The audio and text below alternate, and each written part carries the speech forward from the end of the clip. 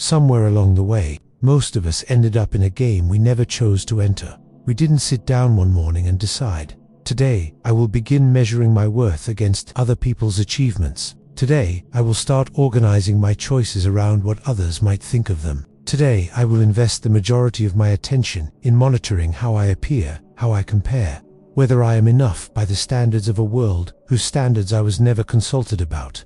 It happened gradually, through the accumulated weight of 1,000 small messages from school, from family, from culture, from the endless stream of curated lives that now flows through every device we carry you absorbed, without ever consciously agreeing to it. A set of operating assumptions about what a life is supposed to look like and how a person is supposed to measure their place within it. And we have been playing by those assumptions ever since, checking our position in the hierarchy, monitoring how others are progressing, seeking, from the external world, the confirmation that we are on the right track, that we are doing well, that we are valued, that we are, by whatever shifting standard currently applies, enough. That the tragedy is not that this game exists. The tragedy is how much of our one irreplaceable life we spend playing it, when the only game that was ever actually ours to play, the only competition that ever had our name on it, was always the one happening inside.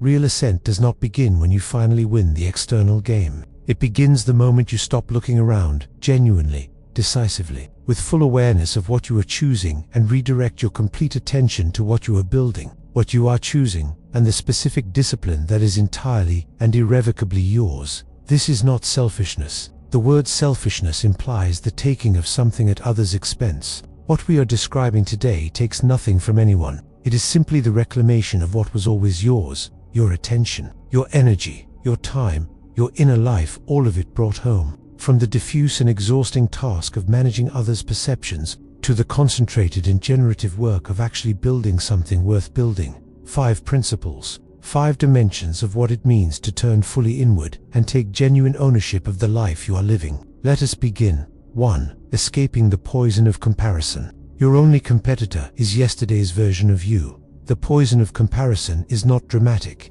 It does not arrive all at once, with fanfare and obvious destructiveness. It seeps in through the daily exposure to others' visible achievements, others' apparent ease, others' highlights presented without context, and it works slowly, converting what was once genuine enthusiasm for your own path into a background hum of inadequacy that colors everything. The mechanism is worth understanding clearly, because understanding it is the first step toward genuine immunity. When you measure yourself against others, you are accepting implicitly, automatically, without necessarily having examined the assumption that their trajectory is the relevant benchmark for yours, that their timeline is the timeline that matters, that their position on whatever ladder you have both been assigned to tells you something meaningful about your own standing. But examine this assumption for a moment. Why would another person's life constitute the appropriate standard by which your life is measured? They began from different conditions. They carry different gifts and different wounds. They have made different choices in response to different circumstances. The comparison is not between equivalent things. It is between two entirely distinct situations, rendered falsely equivalent by the flattening effect of external observation. More than this, the comparison is almost always between your complete interior experience, including all of your doubt, your effort, your setbacks, your private struggles, and someone else's curated exterior. You see their accomplishments. You do not see the hours of uncertainty, the failed attempts, the private costs they paid for the visible results. The comparison is structurally unfair, and it was always going to produce a distorted picture. And even when you correct for all of this, even when you acknowledge the distortion and try to account for it, the comparison habit remains fundamentally because the goal of your life is not to be better than other people. It is not to achieve more, to progress faster, to accumulate more of whatever the current standard of success designates as desirable. The goal of your life, in its deepest and most genuine formulation, is to become more fully, more authentically, more completely yourself. And that goal has no external reference point, because no one else has ever been you before, and no one else ever will be. The only comparison that contains genuinely useful information is the one between who you are today and who you were yesterday. Not in the superficial sense of tracking metrics, but in the deeper sense of honest self-inquiry. Am I moving in the direction that reflects my actual values? Am I more aligned today with the things that genuinely matter to me than I was this time last month? Am I carrying less of what is not mine and more of what is? If the answer is yes, even marginally, even imperceptibly, you are winning. Not the external game, which can never be won because the finish line keeps moving, but the only competition that was ever actually fair, the one you are having with your own yesterday. When you make this the operative framework, genuinely, not as a mantra but as a lived practice, the poison of comparison loses its effectiveness, not because you have stopped noticing others' achievements, but because they have become genuinely irrelevant to the question that now organizes your attention. The question is not, how do I compare? The question is, am I better than I was? That question has an answer. The answer is yours to determine, and no one else's position on any external hierarchy changes it by a single degree. 2. Demolishing the prison of other people's opinions, releasing the addiction to external approval. There is a prison that most people inhabit for most of their lives without ever recognizing the bars. It has no physical location. It requires no guards, no locks, no external enforcement of any kind. It is maintained entirely from within by the steady, consuming preoccupation with what others think, what others say, what others might conclude about our choices, our appearance, our worth. The fear of others' judgment is not, at its root, irrational. It is rooted in something real. The evolutionary reality that social exclusion was, for most of human history, genuinely dangerous. The tribe's approval was not merely psychologically comfortable, it was, in the most literal sense, a survival condition. The person who was cast out of the group faced genuine threat. The need to be accepted, to be seen favorably by those around us, is not a weakness or a neurosis. It is the deep residue of a survival imperative that served us well for a very long time. But we are no longer in that environment. The social rejection that our nervous systems respond to with the full force of an existential threat is, in most contemporary contexts, not actually existential. Someone's low opinion of your choices will not, in most cases, cause you material harm. The criticism that feels so threatening is, in the overwhelming majority of instances, far less significant in its actual consequences than the fear it generates would suggest. And here is the specific irony that most people never examine.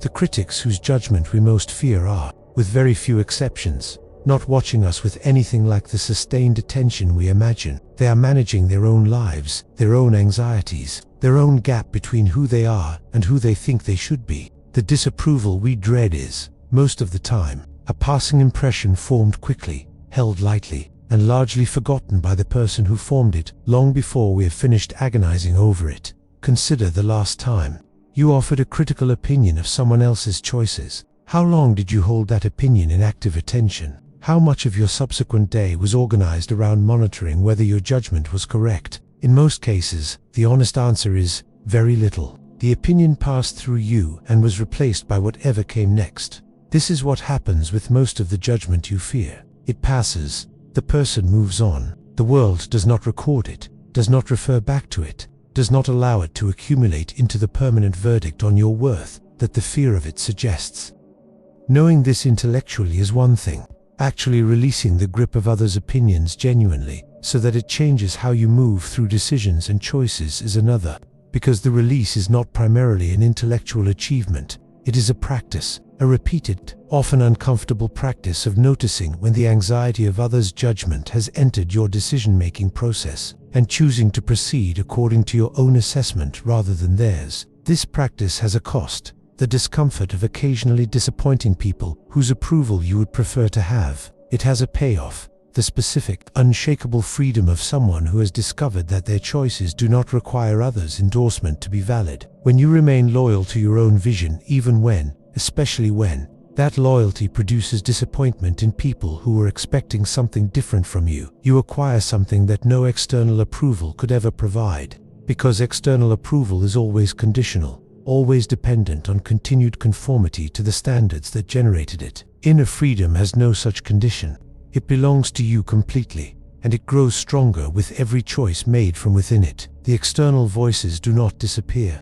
You will still hear them. The practice is not deafness, it is obedience, hearing the voices and choosing, with full awareness, not to let them determine your direction. That is the prison door opening. And on the other side of it is the specific freedom of someone who has finally, genuinely, stopped living for an audience. 3. Time and energy management. The power of strategic no. Of all the resources available to you, time is the most paradoxical. It is simultaneously the most valuable thing you possess and the thing most easily surrendered without awareness. Money lost can potentially be recovered. Health damaged can sometimes be restored. Time spent is simply gone, and with it, whatever might have been built in those hours if they had been directed differently. Most people do not experience their relationship with time as a series of deliberate choices. They experience it as a series of obligations, expectations, and defaults, a continuous stream of demands from the external world that must be responded to, accommodated, managed. The day fills itself, largely from the outside in, with what needs to be done for others, what is expected by the social environment, what would be disappointing to decline, and at the end of the day, the work that actually matters, the building that is genuinely yours, the development that is genuinely in service of your own deepest purpose, is what was left undone. Not because there wasn't enough time, but because the time was allocated, by default, to everything else. The word no is, in this context, not a refusal. It is a redirection. Every no you say to something that does not align with your genuine purpose is a yes to something that does. This is not merely a pleasant reframe, it is an accurate description of how time actually works. There are only so many hours. They will be filled with something.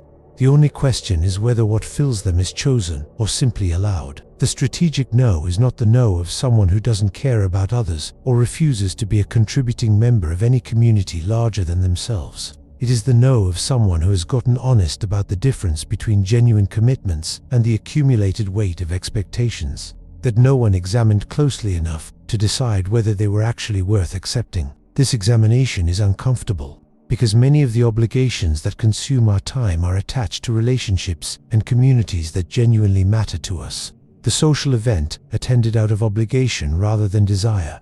The request agreed to because declining felt too complicated. The conversation entered because exit seemed impolite. These are not monstrous impositions. They are the ordinary texture of social life, but in aggregate, unexamined, they can consume the majority of the available hours while the work that actually matters waits. Your energy is not separate from your time, it is inseparable from it. An hour spent in an environment that depletes you costs more than the hour itself. It costs the recovery time, the diminished capacity for everything that follows, the quality of attention that is available for the work that actually matters. Protecting your energy is not a luxury. It is a prerequisite for anything that requires your genuine best. The practice here is not dramatic. It does not require grand declarations or the wholesale reorganization of your social life. It requires, much more simply, the habit of pausing before yes, of asking honestly, without the automatic accommodation of what others expect, whether this particular use of time and energy is actually worth what it will cost, whether the yes you are about to give is genuinely chosen or simply reflexive. And when the honest answer is no, when the thing being asked of you does not rise to the level of genuine priority, the practice is saying no, clearly, without elaborate apology, without the lengthy justification that is actually a form of seeking permission to decline. Just no, followed by whatever redirection of that time and energy actually serves your purpose. Each of these small, unremarked redirections is a deposit into the only account that actually funds your future. It accumulates, slowly, quietly, in ways that are not visible from the outside, until they suddenly are, until the edifice that was built in the hours protected by strategic no becomes visible to a world that didn't see the building happening. For building inner character, constructing the future with invisible bricks, there is a widespread misunderstanding about what personal development actually is, and it is one of the most costly misunderstandings available. The misunderstanding is this: that development is primarily a matter of external achievement, of status acquired, skills demonstrated, results produced that are visible to others, and that function as evidence of growth. This is not entirely wrong. External results matter, and the discipline required to produce them is genuinely developmental, but they are the visible surface of something that is built, first and always, entirely out of sight. The actual substance of personal development is character, not in the moralistic sense of following a particular set of rules, but in the deeper sense of the qualities that determine how you actually function when no one is watching. the consistency between who you present yourself to be and who you actually are in private, the integrity of your commitments when their fulfillment is neither witnessed nor applauded, the quality of effort you bring to the work when there is no external standard demanding it of you. Character is built in exactly the moments that are not recorded.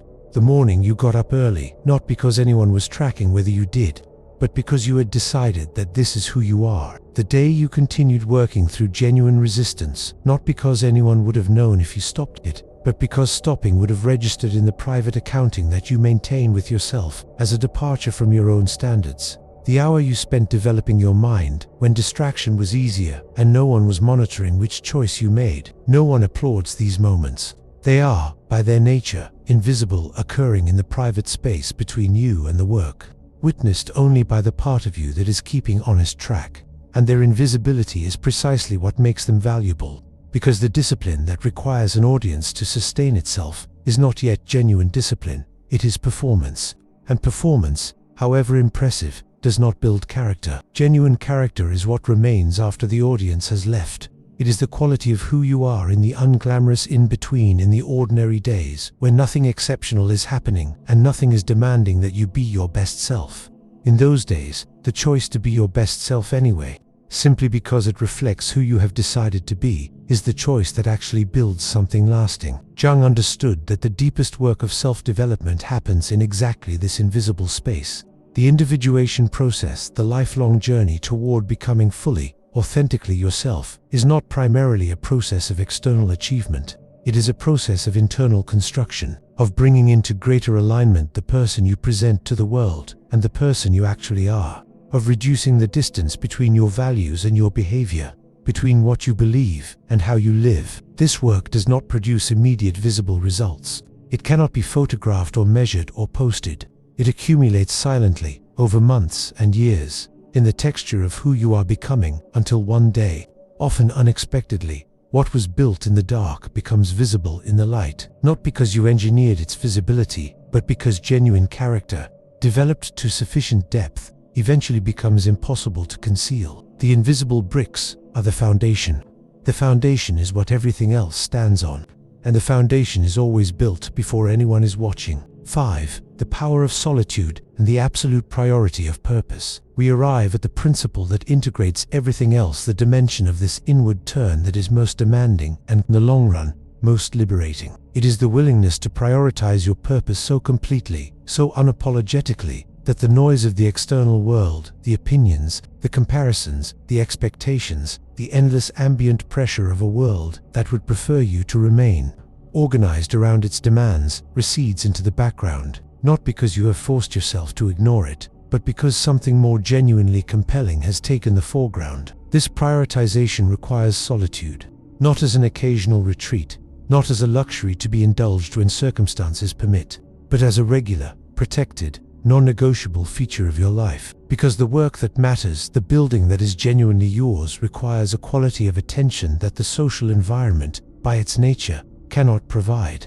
It requires the specific stillness that comes when the external world has been temporarily set aside and the interior is given room to operate at full capacity. In solitude, things become clear that the noise of constant social engagement obscures the direction that is genuinely yours, as distinct from the direction that others' expectations have been suggesting. The values that actually organize your behavior, as distinct from the values you have performed in social contexts. The work that genuinely matters to you, the thing you would do even if no one would see it, even if no reward were attached to it, even if it made you, in the eyes of those around you, simply strange. That work, whatever it is, however modest or ambitious, however conventional or entirely original, is the thing that solitude helps you find and that busyness consistently buries. It cannot be discovered in the middle of constant social engagement, because constant social engagement fills the space in which it would otherwise become audible. It requires the specific quiet of genuine solitude, not the performance of being alone, but the actual, sustained experience of turning down the external volume long enough for the internal signal to become clear. When you find this work, when you identify, with genuine honesty, the purpose that is actually yours, something changes in your relationship to everything else. Not immediately, not without effort, but with a steadiness that accumulates over time. The criticism that once felt so threatening begins to register differently. Not as irrelevant, you are not becoming indifferent to the world or closed to genuine feedback, but as background, as the ordinary ambient noise of a world that has its own preoccupations and its own standards, and that will always, inevitably, have opinions about what you are doing, opinions that you can hear, assess briefly for any genuine information they contain, and then set aside because the direction is set from within, and the setting does not require their endorsement. The comparisons that once consumed your attention begin to feel like what they always were. Information about someone else's path that has no bearing on yours, not because you are indifferent to others' success, but because your own direction has become sufficiently clear and sufficiently compelling that it no longer needs the distraction of external comparison to maintain its definition. The obligations that once felt inescapable begin to reveal themselves as choices you were making by default, choices that can be examined and, where appropriate, revised. Not all of them. Genuine obligations to genuine relationships are worth honoring, but the diffuse, accumulated weight of expectations that were never consciously accepted, demands that were allowed rather than chosen, these begin to be visible as what they are. And what is visible can be addressed. When you make your purpose the absolute priority, not occasionally, not when it is convenient, but as the organizing principle of how your time and energy are allocated, you become, in a very precise sense, unstoppable. Not because you are immune to difficulty or because the external world has stopped presenting obstacles, but because the obstacles are no longer sufficient to divert you from a direction that is no longer dependent on external conditions for its momentum. The person who knows where they are going genuinely knows, not as a performance of certainty, but as the actual lived orientation of someone who has found their direction through the honest work of self-examination. Cannot be permanently derailed by circumstances that would stop someone who is moving by default, because the direction is not the product of the circumstances. It is the product of something that the circumstances cannot reach. Jung understood this as the ultimate expression of individuation. The person who has genuinely found their own center, who has done the work of separating the authentic self from the accumulated persona, who has reclaimed the projection, who has developed genuine inner authority, that person is, in the most literal sense, an architect of their own life, not the designer of every circumstance, which is never possible, but the genuine author of their own response to circumstances, which is always possible and which, over time, shapes the circumstances themselves. This is not the grandiose claim of someone who believes that willpower can override every external constraint. It is the precise, accurate observation that the person who is genuinely directed from within, whose choices arise from authentic values, rather than external pressure, creates a different life than the person who moves primarily in response to what the world is asking of them. Not necessarily a more comfortable life, not a life without difficulty, but a life that is, in the deepest and most satisfying sense, actually theirs. We have explored, in these 5 dimensions, the full scope of what it means to turn genuinely inward, to make the move from a life organized around external validation, external comparison, and the management of others' perceptions, to a life organized around the building that is actually yours to do, from the release of the comparison habit and the discovery that your only genuine competitor is yesterday's version of yourself, through the demolition of the prison of others' opinions and the discovery of the specific freedom that exists on the other side of it, through the disciplined management of time and energy as the currency with which your future is actually purchased, through the invisible, unglamorous, deeply significant work of character construction that happens in the private hours when no one is watching, and into the clear, purposeful, increasingly unstoppable quality of a life organized around a direction that comes from within. None of this is fully achieved in a single insight or a single decision. It is the work of a lifetime, specifically, the work of the life that is actually yours, lived according to standards that you have actually examined and actually chosen, moving in a direction that is actually yours rather than one that was assigned to you by forces you never consciously agreed to follow. The game you were put in, the one with the external scoreboards and the shifting standards and the rules you never agreed to, is still running. It will continue to run. The world will continue to offer its comparisons and its judgments and its invitations to organize your choices around its approval. You do not have to keep playing. You can turn inward.